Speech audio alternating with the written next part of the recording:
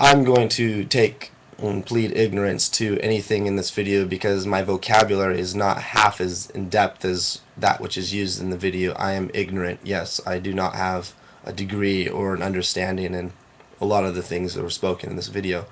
So please be patient with me. But my concern is, one, if you can clarify a little bit of my questions, because you bring up some good points. But you use a tree as an example in the very beginning. That you use 3 scientific methods to come to an age of the tree, and because those 3 independent methods all come to an age that is roughly around the same, then you can use statistics basically to say that, okay, the tree must be roughly around 300 years old.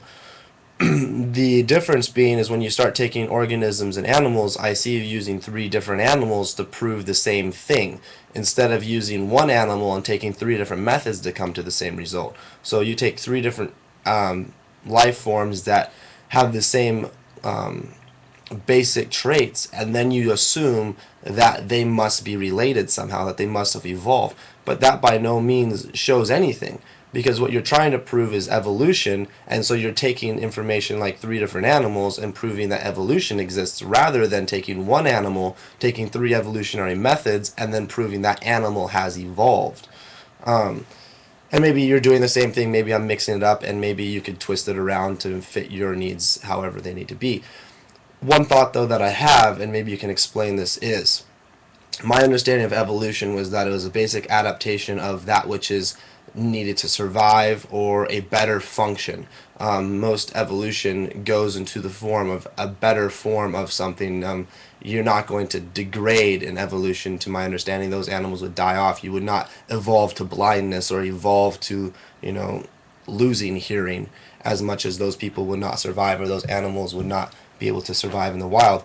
But at a very plasmic level, when it comes to evolving, so if you're evolving to needing sight and needing hearing, well, don't you feel that you have to have a knowledge of something to evolve to it? There has to be a need to evolve before you can evolve.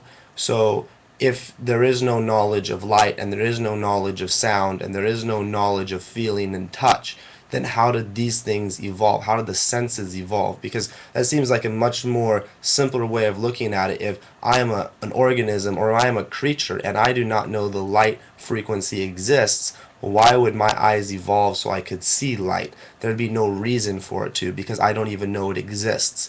And for it to evolve to be able to see light randomly that's just preposterous, because that would take so many trials and errors. That's like basically saying, well, let's just make the world as old as we possibly can to allow that trial and error to take place, which we know would be impossible.